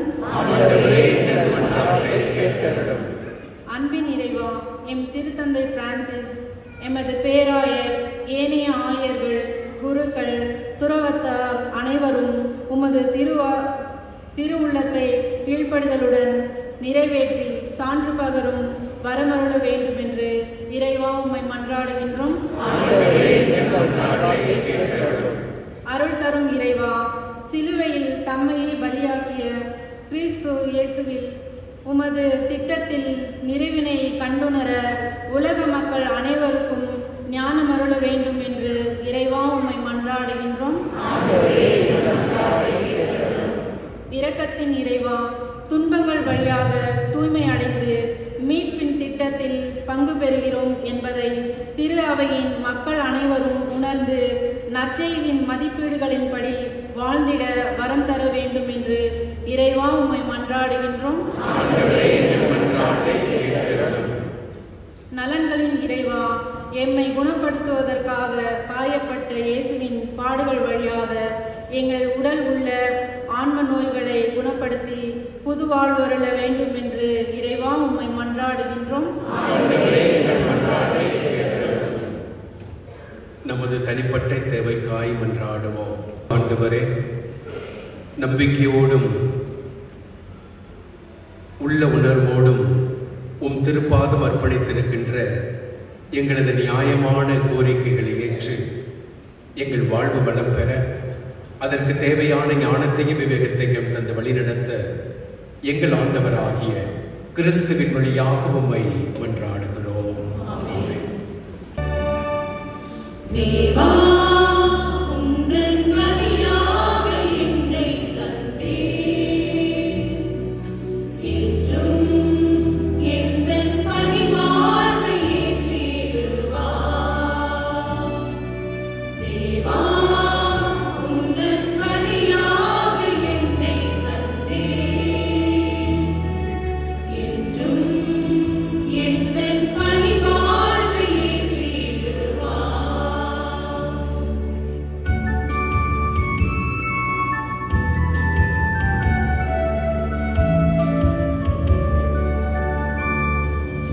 அன்பொன்று தினம் தேடி அலைகின்ற நெஞ்சங்கள் வீதியில் ஆயிரமே,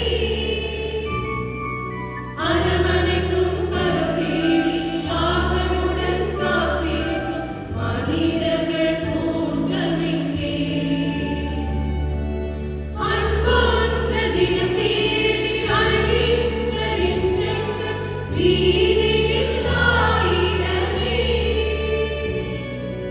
அரவணைக்கும் கரம் தேடி ஆவலுடன் காத்திருக்கும் மனிதர்கள் கூட்டமிங்கே.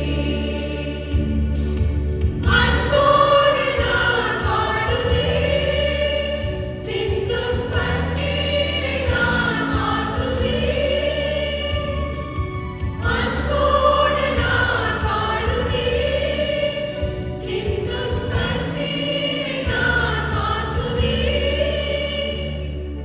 நல்ல அன்பு தேடும் புவி மாந்தர் வாழ என் வாழ்வை பலியாக்குவேன். என் வாழ்வை பலியாக்குவேன்.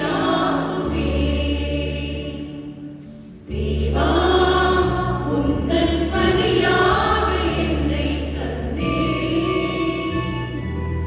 என்றும் எந்தன் பணிவாழ்வை ஏற்றிடுவார்.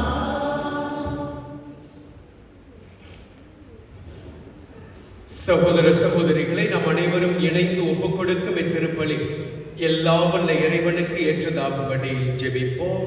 ஆண்டவர் தம் திருப்பெயரின் புகழ்ச்சிக்காகவும் மாட்சிக்காகவும் நமது பெருமைக்காகவும்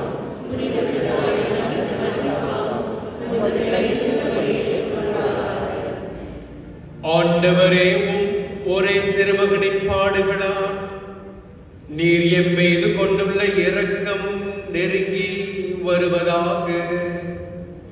எங்கள் செயல்களால் தகுதியற்றவர்களாயினும் இந்த ஒரே பலியின் ஆற்றலால் உமது இரக்கத்தை முன்கூட்டியே நாங்கள் கண்டுணர்வோமாக. எங்கள் ஆண்டவராகிய கிறிஸ்துவின் வழியாக உம்மை மன்றாடுகின்றோம்.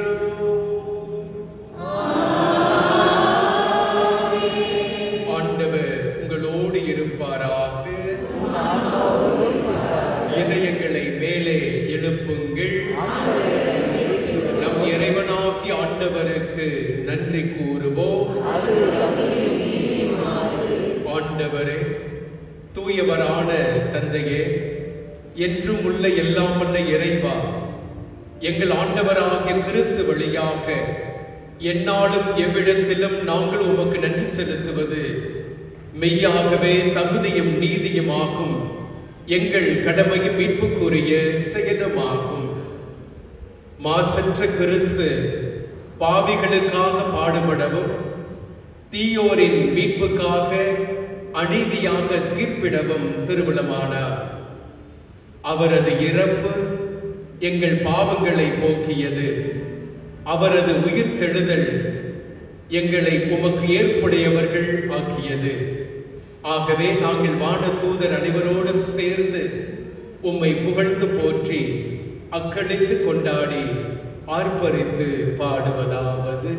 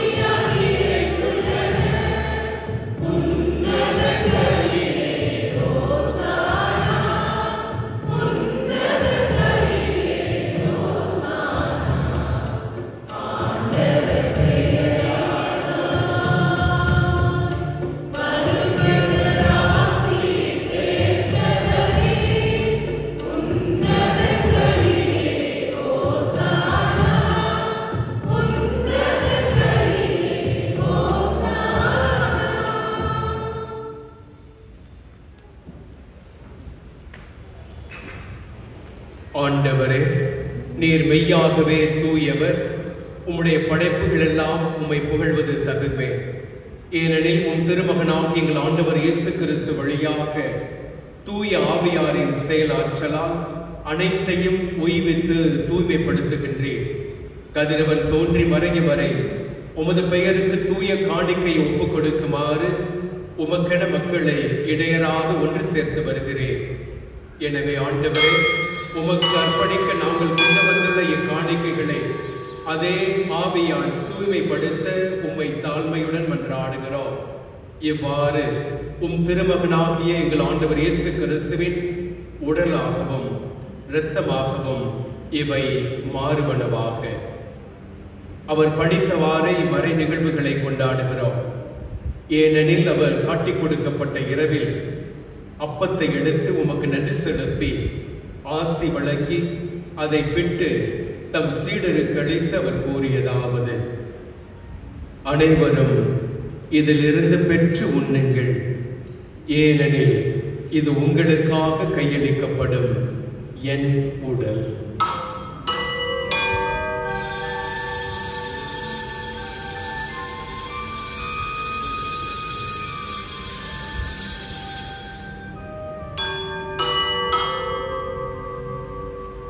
அவ்வண்ணமே இரவு விருந்தை அருந்திய பின் கிண்ணத்தையும் எடுத்து உமக்கு நன்றி செலுத்தி ஆசி வழங்கி அதை தம் சீடருக்கு அளித்தவர் கூறியதாவது: அனைவரும் இதிலிருந்து பெற்று பருகுங்கள், ஏனெனில் இது புதிய நிலையான உடன்படிக்கைக்குரிய என் இரத்தத்தின் கிண்ணம். இது பாவ மன்னிப்புக்கென்று உங்களுக்காகவும் பலருக்காகவும் சிந்தப்படும். இதை என் நினைவாக செய்யுங்கள்.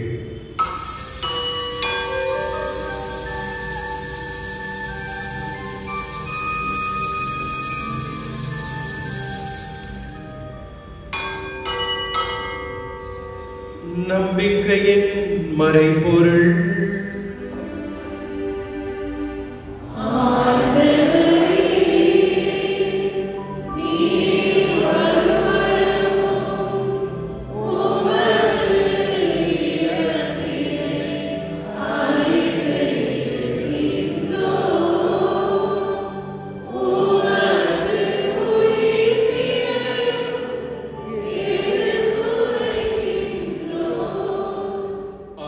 ஆண்டவரே,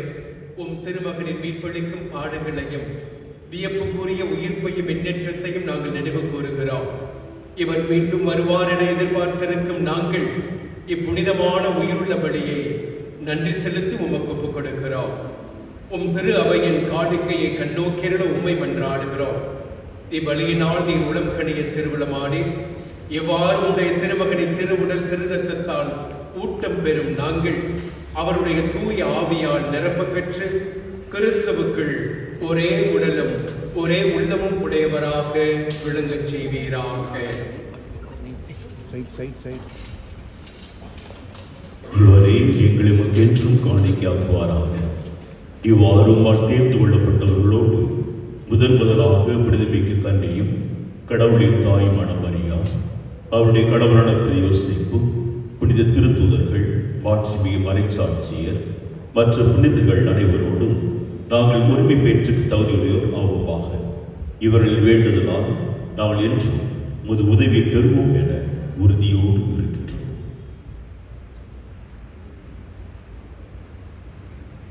ஆண்டவரே, எங்களை உம்மோடு ஒப்புரவாக்கும் இப்பலி உலகுக்கெல்லாம் அமைதியும் மீட்பும் தர வேண்டும் என மன்றாடுகின்றோம்.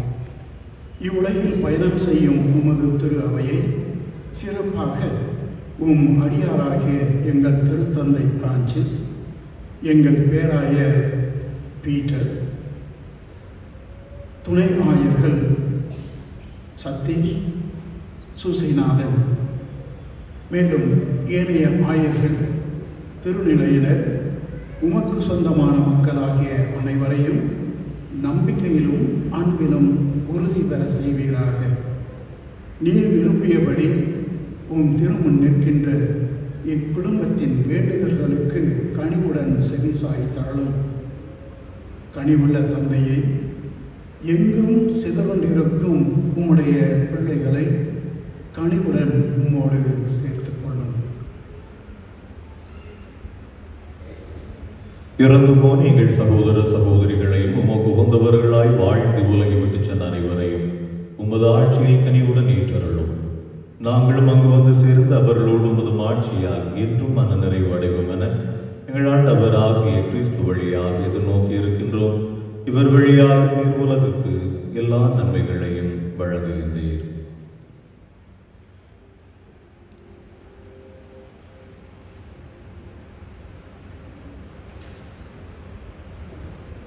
இவர் வழியாக இவரோடு இவரில் எல்லாம் வல்ல இறைவனாகிய தந்தையே, தூய ஆவியாரின் ஒன்றிப்பில் எல்லா புகழும் மாட்சியும் என்றென்றும் உமக்கு உரியதே.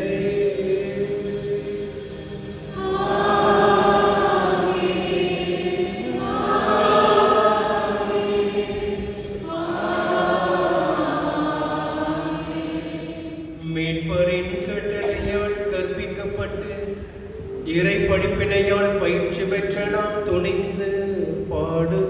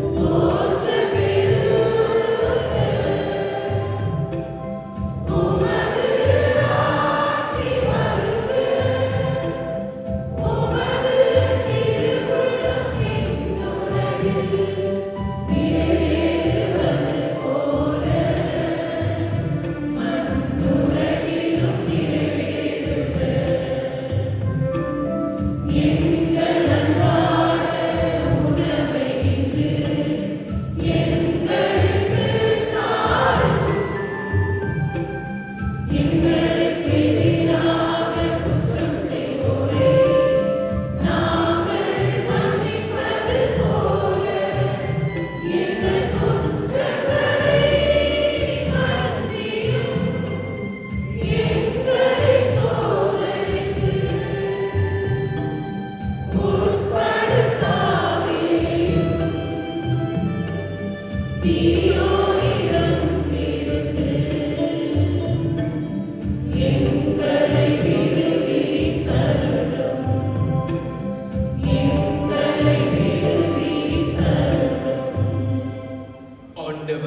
தீமை அனைத்திலுமிருந்தும் எங்களை விடுவித்து எங்கள் வாழ்நாளில் அமைதியை கனிவுடன் அருள உம்மை மன்றாடுகிறோம். உமது இரக்கத்தின் உதவியால் நாங்கள் பாவத்திலிருந்து எப்போதும் விடுதலை பெற்று யாதொரு கலக்கமும் இன்றி நலமாயிருப்போமாக. நாங்கள் எதிர்நோக்கி இருக்கும் பேரின்பத்திற்காகவும் என் மீட்பராக இயேசு கிறிஸ்துவின் வருகைக்காகவும் காத்திருக்கின்றோம். ஆண்டவராக இயேசு கிறிஸ்துவே, அமைதியை உங்களுக்கு விட்டுச் செல்கிறேன், என் அமைதி உங்களுக்கு அளிக்கின்றேன் என்றும் திருத்தூதர்களுக்கு மொழிந்தீரே. எங்கள் பாவங்களை பாராமல் உமது திரு அவையின் நம்பிக்கையை கண்ணோக்கி உமது திருவுள்ளத்திற்கு ஏற்ப அதற்கு அமைதி ஒற்றுமை அளித்தல்வீராக. என்றென்று வாழ்ந்து ஆட்சி செய்கின்றவர் நீரே. ஆண்டவருடைய அமைதி உங்கள் அனைவரோடும் இருப்பதாக.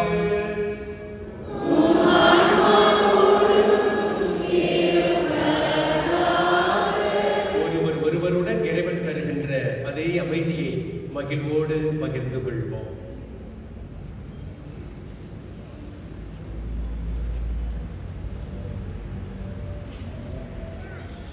உலகின் பாவம் போக்கும் இறைவனின் செம்மறியே, என் மேல் இரக்கமாயிரும். உலகின் பாவம் போக்கும் இறைவனின் செம்மறியே, என் மேல் இரக்கமாயிரும். உலகின் பாவம் போக்கும் இறைவனின் செம்மறியே, எமக்கு அமைதியாகும். இதோ இறைவனின் செம்மறி, இதோ உலகின் பாவங்களை போக்க வந்தவர். இவ்விருந்திற்கு அழைக்கப்பெற்ற நாம் அனைவரும் பேறு பெற்றோர்.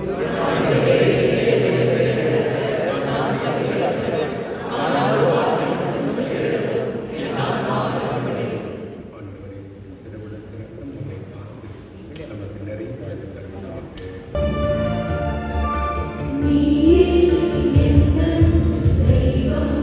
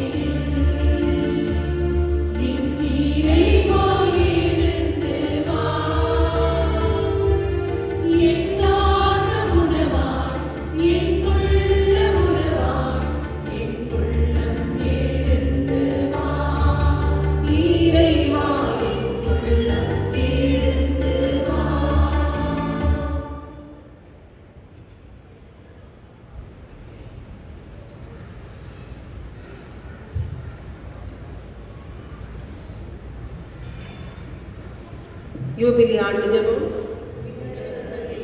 உம் திருமகனும் எம் சகோதரமான இயேசு கிறிஸ்துவே, நீர் எங்களுக்கு வழங்கிய நம்பிக்கையும் தூய ஆவியார் வழியாக எங்கள் இதயங்களில் நீர் பற்றிய செய்த பிறரன்பு சுடலும் உமது அரசின் வருகைக்கான எதிர்நோக்கை எங்களில் தட்டி எழுப்புவதாக நற்செய்தியின் விதைகளை நாடும் வளர்த்தெடுக்கும் நல்லவராய் உம் அருள் எம்மை மாற்றுவதாக. தீமையின் ஆற்றல்கள் மறைந்து உம் ஆட்சி நீடித்து ஒளிரும் பொருட்டு மாநில உள்ளங்களும் முழு ஆண்டவரையும் புதிய விண்ணகம் புதிய மண்டபம் நோக்கிய காவல்களில் மாற்றம் பெறுவதாக யூபிலி கொண்டாட்டத்தின் அருள் விண்ணக செல்வங்களுக்கான ஆதரவை எதிர்நோக்கி திருப்பயனாகிய தூண்டி எழுப்பதாக. அதே அருள் எம் மீட்பரின் மகிழ்ச்சியையும் அமைதியையும் அகிலமெங்கும் அளிப்பதாக. என்றென்றும் போற்றதற்குரிய எம் கடவுளாகிய உமக்கே மாற்றியும் புகழும் இன்றும் என்றும் உரித்தாகுக. ஆமென்.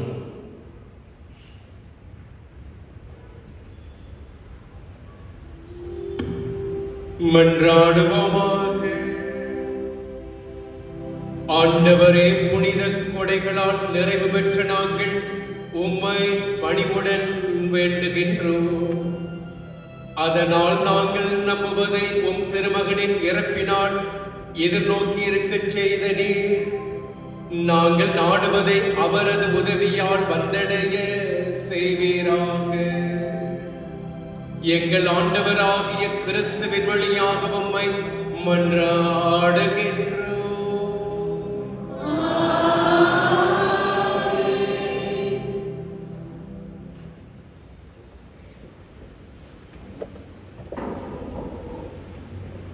இயேசுவில் அன்பார்ந்த சகோதர சகோதரிகளே, புனித வாரத்தில் காலெடுத்து வைத்திருக்கின்றோம். மிகவும் புனிதமான மகிழ்ச்சியான நாட்கள். இந்த வாரத்தில் ஒவ்வொரு நிகழ்விலும் வியாழன், வெள்ளி, சனி, வருகிற ஞாயிற்றுக்கிழமை ஆகவே எல்லா திருச்சடங்குகளிலும் திருப்பலியிலும் நீங்கள் அனைவரும் நேரத்தோடு வந்து பக்தி உருக்கத்துடன் பங்கேற்குமாறு உங்களை அன்போடு அழைக்கின்றோம். இத்திருப்பலியை நிறைவேற்றுவதற்காக நம் மத்தியில் இருப்பவர் அருள் தந்தை Jesudas, saint John's medical college டைரக்டராக பணிபுரிந்து வருகின்றார். நம் அனைவரும் மிக மகிழ்ச்சி அவருடைய பணி சிறக்க வாழ்த்துகின்றேன். இன்று குருத்துவ அருட்பொழிவின் 28ஆம் ஆண்டின் நிறைவை கொண்டாடும் நம்முடைய பெரிய குருவானவர் அருட்தந்தை பைசரிகளார் நம்முடைய பங்கிற்கே ஆன்மீக குருவாக இருந்து அவர் மிகவும் சிறப்பாக தன்னுடைய பணியாற்றி வருகின்றார். ஆகவே அனைத்து குருக்களின் சார்பாகவும் அனைவரின் சார்பாகவும் அருட்தந்தை பயசர்களுக்கு எமது வாழ்த்துக்கள், ஜெபங்கள்.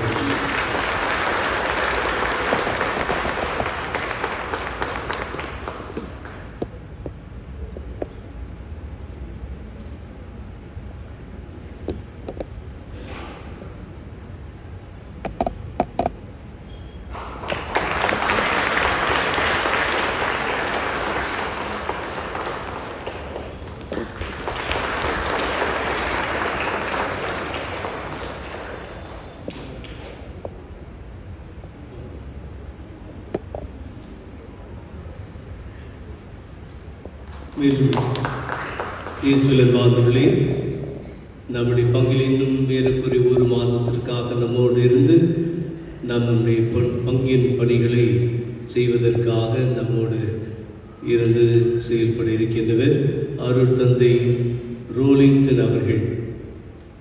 என்னுடைய நாங்கள் 2 பேரும் கிளாஸ்மேட்ஸ். ஆகவே பெங்களூரில் ராய்பூர் இடத்திலே ஒன்றாக பயின்றோம். ஒரு மாதத்திற்கு நம்மோடு இருப்பார், நம்முடைய பங்கின் பணிகளையும் செய்வார். ஆகவே அருட்தந்தை அவர்களுக்கும் அன்பான வரவேற்பு. மேலும் அருட்தந்தையின் பின் நம்மோடு இருந்து உதவி அளித்து வருகின்றார். மற்ற குருக்களான அனைவரும் சேர்ந்து அனைவருமாக நாம் இந்த ஆண்டுடைய திரு பாடல்கள் உடைய உயிர்ப்பு இவைகளை மிக்க மகிழ்ச்சியுடன் விசுவாசத்துடன் கொண்டாடும்.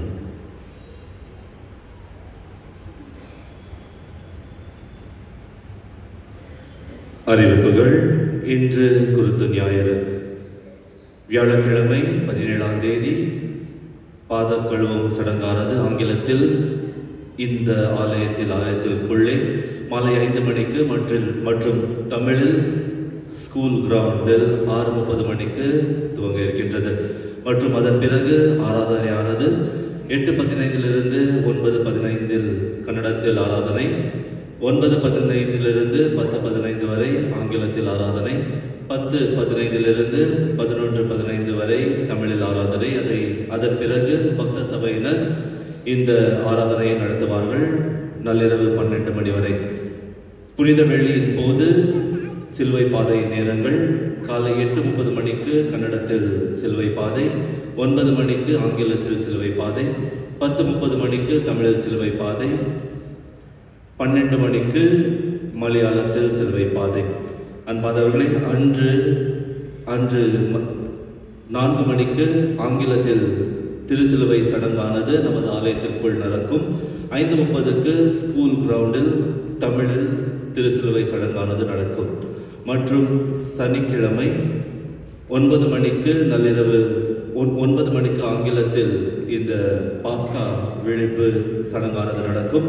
மற்றும் 11 மணிக்கு தமிழில் பாஸ்கா சடங்கானது நடக்கும். பாஸ்கா ஞாயிற்றுக்கிழமை காலை 6 மணிக்கு கன்னடத்தில் திருப்பலி, 7:15க்கு தமிழில் திருப்பலி, 8:30க்கு தமிழில் திருப்பலி மற்றும் 9:45க்கு ஆங்கிலத்தில் திருப்பலி. அன்பாதவர்களே, இந்த புனித வாரத்தின் போது நாம் அனைவரும் புனிதர்களாக வாழும் ஒரு அழைப்பை தரும் ஒரு வாரமாக இருக்கின்றது. இதற்காக பாவ சங்கீதனம், நல்ல பாவ சங்கீதனம் செய்ய வேண்டும் என்று சொல்லி இந்த வாரம் முழுவதும் இந்த பாவ சங்கீதனம் கேட்கப்படும். காலை 10 மணியிலிருந்து 1 மணி வரை மற்றும் மதியம் 4 மணியிலிருந்து 7:30 மணி வரை நீங்கள் அனைவரும் இங்கு வந்து பாவ சங்கீதத்தில் பங்கு பெற்று ஒரு நல்ல புனிதமான ஒரு வாழ்க்கை வாழ அழைப்பை நாம் தருகின்றோம். புது நன்மை மற்றும் உறுதி பூசுதல் வகுப்புகள் பாஸ்கா விழா முடிந்த உடனே துவங்க இருக்கின்றது. இதன் செய்திகள் வாட்ஸ்அப் குரூப்பில் உங்களுக்கு தரப்படும். அன்பாதவர்களே, ஏற்கனவே சொன்னது போல பாஸ்கா விழாவின் பிறகு இந்த ஆலய பீடத்தை புதுப்பிக்கும் பணியானது துவங்க இருக்கின்றது. அன்பாதவர்களே, இந்த பணியை சிறப்பிக்க நீங்கள் அனைவரும் உதவ வேண்டும் என கேட்டுக்கொள்கின்றோம். என்றால் இது ஒரு சிறிய வேலை அல்ல. இந்த பீடமானது ஒரு தூய்மையான பீடமாக நம் அனைவரும் திருப்பலில் பங்கு கொள்ளும் ஒரு பீடமாக இருக்கின்றது. அதனால் நீங்கள் அனைவரும் உதவ வேண்டும் என கேட்டுக்கொள்கின்றோம். சென்ற வாரத்தின் காணிக்கை தொகை 65,080 ரூபாய். உங்கள் தாராள மனதுக்கு நன்றி. அன்பாதவர்களே, இந்த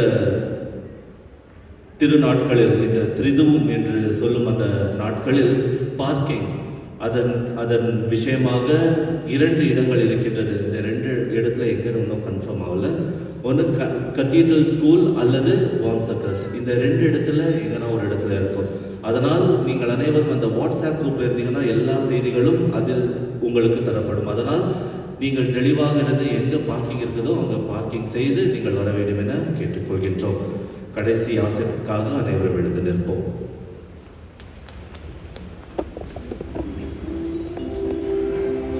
ஆண்டவரே, உம்முடைய இந்த குடும்பத்திற்காக எங்கள் ஆண்டவர் இயேசு கிறிஸ்து துன்புறுவோருக்கு தம்மை கையளிக்கவும் சிலுவையில் கொடுமையை தாங்கிக் கொள்ளவும் தயங்கவில்லை.